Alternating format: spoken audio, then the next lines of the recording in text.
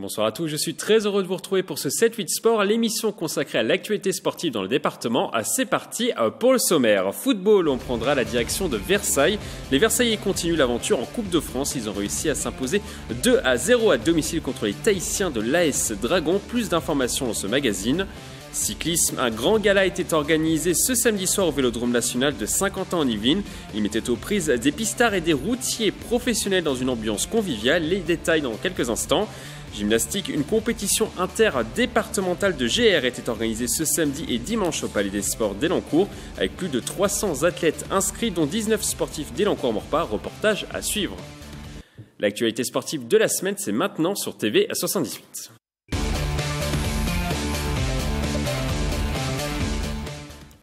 On commence donc par du football et la Coupe de France. Versailles est le dernier représentant yvelinois dans la compétition. Les Versaillais se sont qualifiés pour le 8e tour en s'imposant à domicile contre les Tahitiens de l'AS Dragon. Des images de Mélanie Poquet, un montage de Jules Greneville. Ce but propulse Versailles au 8e tour de la Coupe de France. Ce dimanche 18 novembre, les Versaillais ont réussi à se qualifier face au club tahitien des Dragons. Score final 2-0. On est satisfait de passer le tour. C'était une satisfaction, c'était une chose qu'on avait à cœur de faire. Et l'essentiel a été fait. Il y a eu 2 buts en première mi-temps. Après, on aurait aimé marquer plus de buts en seconde période. Mais bon, tant qu'il y a la qualif au bout, c'est ce qu'on voulait. Pourtant, rien n'a été simple face à des Polynésiens qui ont joué leur chance à fond malgré un voyage de 16 000 km, comme sur cette frappe sur le poteau de l'ancien joueur de Ligue 1 à Marama Vairua. On a beaucoup travaillé, mais notre premier adversaire aujourd'hui c'était quand même le froid et le vent, donc du coup c'est compliqué pour nous, surtout qu'on vient ici en pleine période chaude chez nous avec un taux d'humidité qui dépasse les 100%. Après cette qualification, Versailles reste le dernier club yvelinois encore en course dans la compétition. Le club n'avait plus atteint un 8e tour de Coupe de France depuis 7 ans. Ça fait plaisir, maintenant on va voir le prochain tirage, s'il est en notre faveur ou pas. Dans tous les cas, on va essayer de faire un joli parcours cette année. Ça dépend de l'adversaire, comme je vous dis, en tout cas on va y mettre le cœur. Le tirage au sort du 8e tour sera effectué ce mardi 20 novembre à 19h. Les Versaillais pourraient recevoir un club de Ligue 2. La rencontre se disputera quant à elle le 8 décembre prochain. Toujours en Coupe de France, l'aventure s'arrête au 7e tour pour Carrière-Gressillon. Le club qui évolue en première division de district a été éliminé par la Charité-sur-Loire, une équipe de National 3. Malgré les 4 divisions d'écart, le petit poussé national s'est incliné 2-1 après avoir ouvert le score à 20 minutes de la fin du match par Samy Rivière. Une défaite au goût amer donc des Yvelinois. Les Yvelinois rencontreront donc pas un club professionnel dans cette Coupe de France. On ouvre maintenant une page rugby en promotion Nord. Montigny, le Bretonneux, réalise un gros début de saison. Les Illymontins se sont une nouvelle fois imposés 24-8 contre Chili-Mazarin. Une victoire qui permet aux Saint-Quentinois d'être dans le trio de tête. Pour nous parler du club, nous recevons sur ce plateau le président Jacques Moreau et le vice-capitaine des seniors, William Potra. Bonsoir. Bonsoir. Alors, je le disais précédemment, très belle victoire ce week-end. Oui, très belle victoire contre un adversaire difficile qui descend de division d'honneur. On s'attendait à un match difficile. Il y a eu un gros début de match de nos adversaires. Nous étions menés 8-0. Et puis, il y a eu une superbe réaction de nos joueurs. Et je pense que notre jeunesse et notre envie nous ont presque donné le bonus offensif en fin de match, ce qui aurait été la cerise sur le gâteau, mais on va déjà prendre ce qui nous est tombé dessus. William, ça a été si simple que ça ou pas? Quand on voit le score 24-8, on se dit que le match a été simple. C'était pas simple du tout. On était mené 8-7 à la mi-temps, vent de face. On a réussi à sortir avec un seul point d'écart à la mi-temps en notre défaveur. Et en deuxième mi-temps, on a réussi à tenir le ballon, mettre notre système de jeu un peu plus en place, enchaîner les temps de jeu. Et puis la différence a été faite aux alentours de la 60-65e minute. Et voilà, on a mis la main sur le ballon, on a mis en place ce que les coachs nous ont dit et ça s'est bien passé. Mais c'était compliqué. Ouais. Alors vous êtes actuellement 3e du championnat avec 4 victoires en 6 matchs. Est-ce que vous attendiez un début de saison aussi tonitruant? Sincèrement, je ne sais pas. Après, Montigny, on est le petit club saint-quentinois, donc on est assez humble et on joue avec humilité. On ne s'attendait peut-être pas à un début comme ça, mais on prend ce qu'il y a à prendre et maintenant qu'on est dans le trio de tête, on y est bien et on va faire en sorte d'y rester. Président, est-ce que vous l'aviez senti peut-être, que cette saison serait une belle saison? Pas forcément, parce qu'en plus, sur le papier, on avait un début difficile. Sur les 6 matchs, on en a fait 4 à l'extérieur. Donc je m'attendais à un début difficile et en fait tous les matchs se sont serrés dans cette poule et ça se passe bien, le groupe est très solide, il y a un très très bon esprit dans l'équipe et effectivement comme l'a dit William, on est troisième, on va y aller doucement mais troisième ça serait bien. Alors, il y a seulement 5 points qui séparent le 5e du championnat du premier. Est-ce qu'il fallait cette victoire forcément ce week-end pour rester dans le wagon de tête, on va dire? Complètement. La semaine dernière, on n'a pas vraiment le droit à l'erreur finalement dans ce championnat. On peut avoir le droit à l'erreur, peut-être pas tous les week-ends, et qui plus est la semaine dernière où on perd quand tu as un prétendant direct aux premières places, Aulnay, qui plus est à domicile. Donc on se devait de rebondir directement avec une victoire chez un concurrent qui est pas très loin derrière nous au classement et pour rester en haut, quoi. Et en plus de ça, où on reçoit chez nous la semaine prochaine Paris XO qui est 2e de la poule. Donc on devait de gagner pour se maintenir en haut du classement. On en parlera un petit peu plus tard dans l'entretien. Bon. Alors vous en êtes seulement à votre 2e saison dans ce championnat de promotion honneur. Oui. Est-ce que vous attendiez à finalement rivaliser avec vos adversaires du haut du tableau? Très franchement non, pas le haut de tableau. On était parti pour notre 2e saison. Quelque part la première saison c'était l'année du maintien. On a mis 10 ans pour monter de la première série à la promotion d'honneur. On a échoué 4 fois à la montée en promotion d'honneur. Donc on voulait surtout pas redescendre tout de suite l'année dernière. Et on a fait un beau parcours. On est terminé 6e sur 10. Et cette année, l'objectif, c'est d'être dans la première moitié.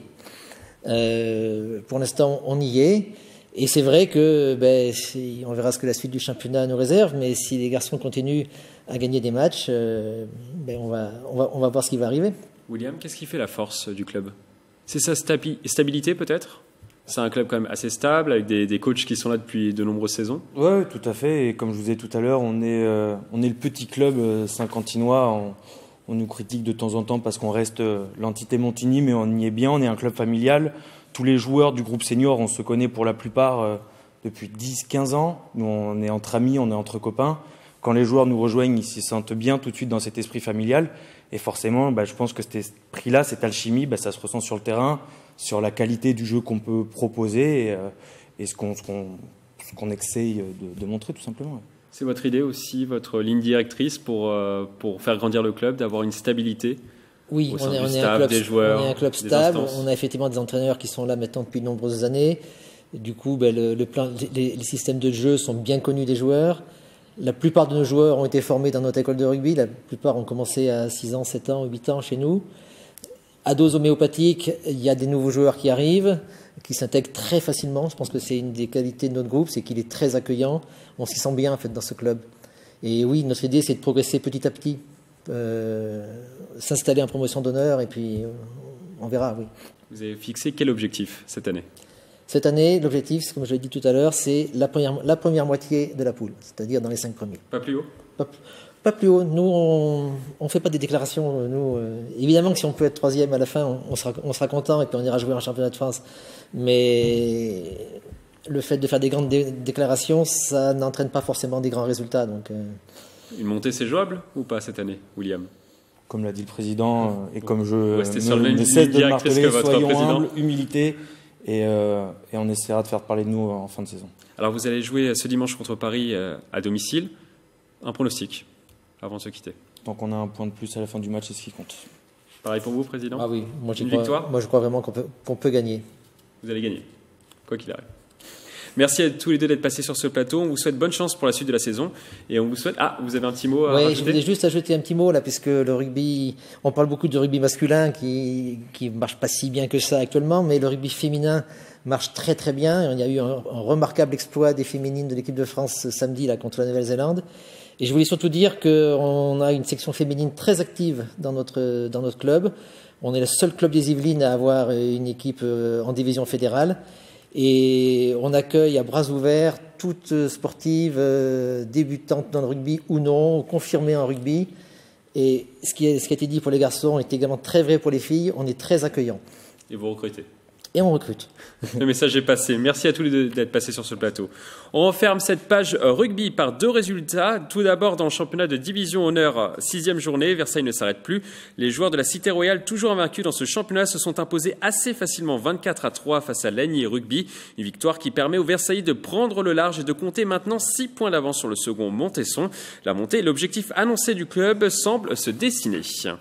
Toujours dans le championnat honneur, mais cette fois-ci dans la poule 2, le Sky Rugby n'a pas réussi à s'imposer ce week-end sur le terrain du Multisport Bagneux Rugby. Les Saint-Quentinois se sont inclinés dimanche 17-14. Une défaite lourde de conséquences. Le Sky redescend à la 7e place et pointe désormais à 11 points de la première place. Les joueurs auront l'occasion de se rattraper ce dimanche à domicile contre le Red Star.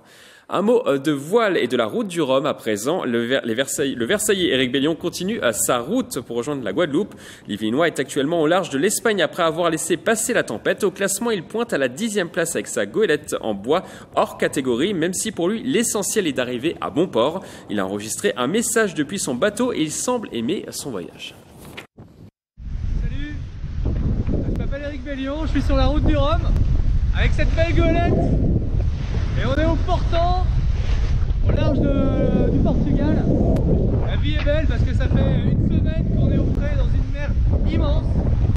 Voilà, tout va bien, à bord de comme un seul homme. Allez, salut!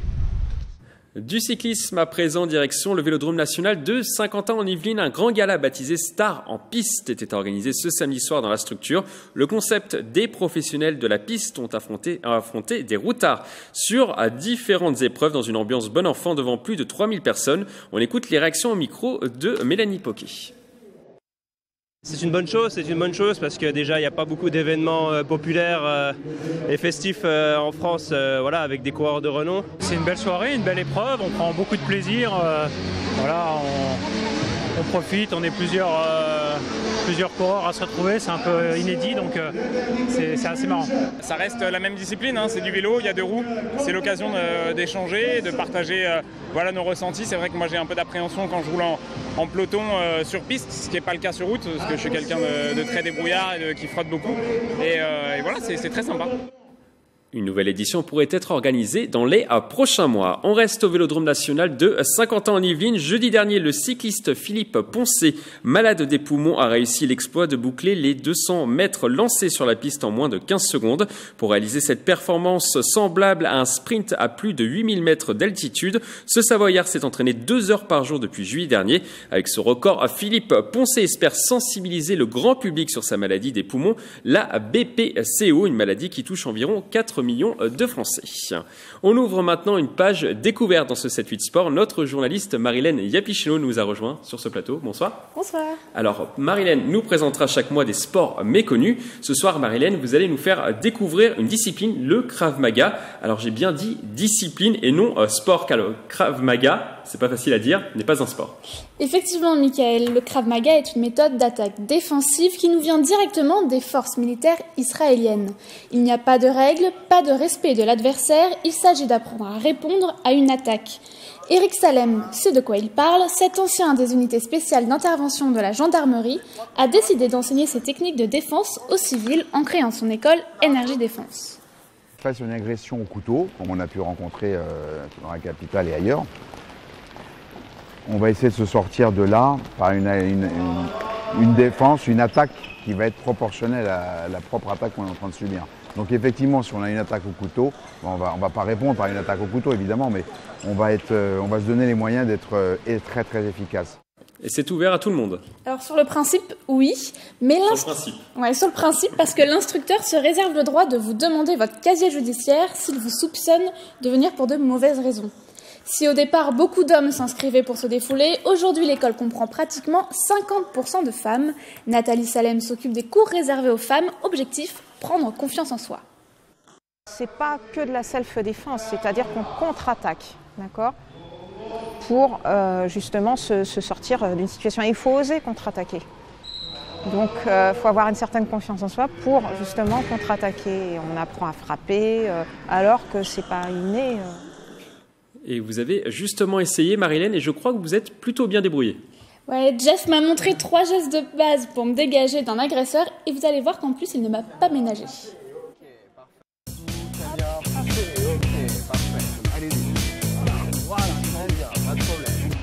Donc, la main qui a été saisie va venir par-dessous et tout simplement avec l'autre main, on repousse. Ok.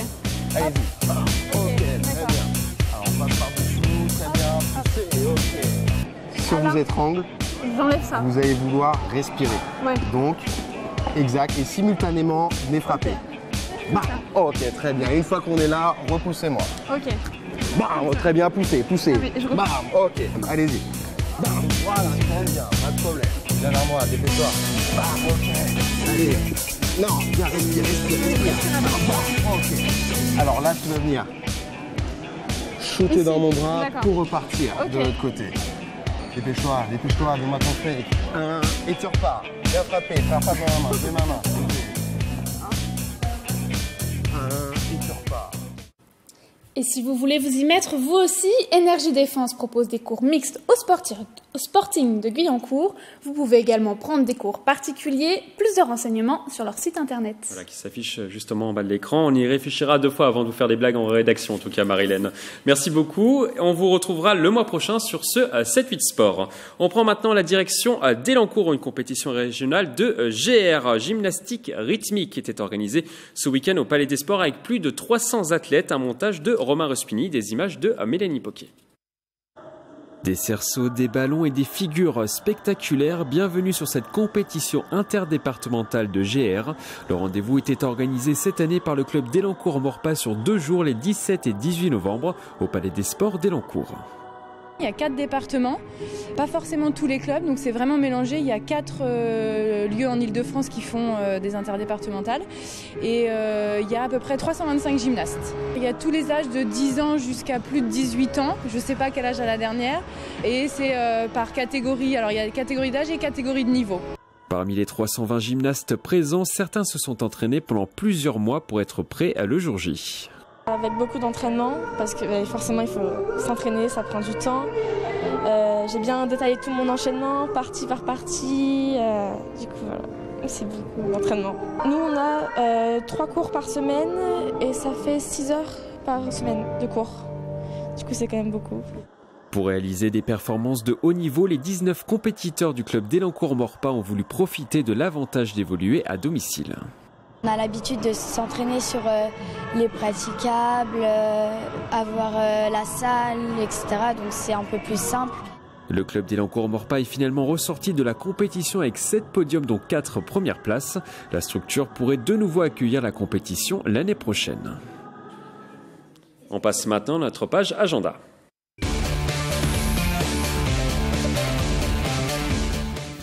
On commence cette page agenda par de la gymnastique. La nouvelle vient de tomber. Le club d'Élancourt-Maurepas va organiser les championnats de France nationale A par équipe les 24, 25 et 26 mai prochains au Vélodrome national de Saint-Quentin-en-Yvelines. Pour nous parler de cette nouvelle, nous recevons sur ce plateau la vice-présidente de la GEM, Morgane Goulard. Bonsoir. Bonsoir. Ainsi que 2 athlètes du club, Zélie Leriche et Flavie Denfer. Bonsoir. Bonsoir. Alors, comment vous avez accueilli cette nouvelle, Morgane ? Eh bien, en fait, on a déposé candidature en fin de saison cette année et donc on a eu une réponse de la Fédération française de gymnastique cet été qui nous a donc sélectionnés pour organiser ce championnat de France. Après, voilà, il a fallu trouver le lieu et confirmer que ça allait bien se faire au Vélodrome national et voilà, ça s'est déroulé là, la semaine dernière. On a enfin signé avec le Vélodrome. Et pourquoi vous avez décidé du coup de postuler ? Alors ça fait un moment que la question se pose, ça fait 1 an, 1 ou 2 qu'on y réfléchit et c'est vrai que là on s'est lancé, on s'est dit pourquoi pas cette année, ça va nous permettre d'une part de faire rayonner le club, de fédérer aussi nos équipes de bénévoles, ça fait 20 ans que ça s'est pas fait en Ile-de-France, donc pour le coup voilà, c'est une aventure dans laquelle on part. Et comment vous avez accueilli cette nouvelle du coup au club ? On était contente parce que il n'y avait pas de déplacement, enfin, on connaît les agrès. C'est à la maison. Oui, voilà. C'est à domicile. Même chose pour toi ? Oui. Et Morgane, du coup, vous disiez, ça faisait 20 ans que ce n'était pas revenu en Ile-de-France. Pourquoi ? Alors pourquoi, j'ai pas la réponse, mais oui, il y a une petite idée. Habituellement, ça s'organise souvent en province et c'est souvent dans des parcs d'exposition, des gros complexes. Et c'est vrai qu'en Ile-de-France, on manquait un peu de ça. Et notamment là sur Saint-Quentin-en-Yvelines, l'arrivée du Vélodrome a fait du bien. Et c'est vrai que voilà, on manque de salles qui peuvent accueillir ce type d'événements, de parking autour, de structures qui sont faites pour ça. Et le Vélodrome va nous permettre normalement de faire cet événement correctement. Et comment vous avez fait pour les séduire, justement? Le Vélodrome? Le Vélodrome et le comité. Eh bien, écoutez, je pense qu'il y a d'une part la nouveauté, le fait que ça fait longtemps que ça ne s'est pas fait en Ile-de-France, d'autre part le fait que le Vélodrome soit un lieu de Paris 2024, qui pour le coup, je pense que ça a plu à la Fédération française de gymnastique. Et puis le Vélodrome, ils n'ont jamais accueilli de gymnastique, donc peut-être que c'est une première pour eux aussi. Alors, il y aura combien de personnes du coup dans ce Vélodrome? Est-ce que vous pouvez nous donner les gros chiffres? Alors, on attend 1400 gymnastes sur les 3 jours qui feront la compétition et on espère atteindre 5000 personnes sur cet événement en spectateurs. Voilà. Et est-ce que vous pensez que vous serez favorite sur cette compétition? On espère, mais je pense pas. Non? Vous avez quand même réalisé des championnats de France dans le passé? Oui. Et du coup, est-ce que vous avez assez d'expérience du coup maintenant? On en a un peu, mais pas énormément non plus. Il y a toujours le stress? Oui. Justement, en parlant de stress, est-ce qu'il y a ce stress de compétition à domicile? Alors, pour elle, je ne sais pas, mais pour nous, organisateurs, oui, forcément, c'est une grosse aventure, c'est un gros challenge pour nous, pour toute l'équipe de bénévoles qu'il y a au club. Donc oui, c'est stressant pour nous. Et puis c'est vrai que forcément, on est à la maison, devant notre public, entre guillemets, nos familles, nos amis. Donc pour elle, je pense que ça peut être un bon stress positif, les booster un petit peu. Est-ce que ça va vous booster? Est-ce que vous êtes d'accord avec oui, Morgane Goulard?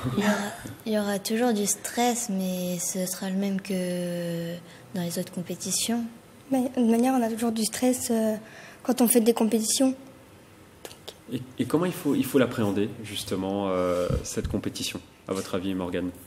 Pour elle? Pour elle, en tant que sportive. Je pense que forcément, au début, ça va être un peu impressionnant parce que le complexe est assez impressionnant. Elles n'ont pas l'habitude, mais après, voilà, il faut qu'elles l'abordent comme n'importe quelle compète, comme quand on se déplace sur un championnat de France, de faire ce qu'elles savent faire, comme à l'entraînement, du mieux qu'elles peuvent. Et voilà, et je pense qu'en effet, il faut qu'elles prennent toute cette énergie de toute leur famille, leurs amis qui seront là, où forcément il y en aura plus que d'habitude, de façon positive et que ça leur donne un petit coup de boost pour réussir. Et elles ont l'habitude d'aller sur des championnats de France?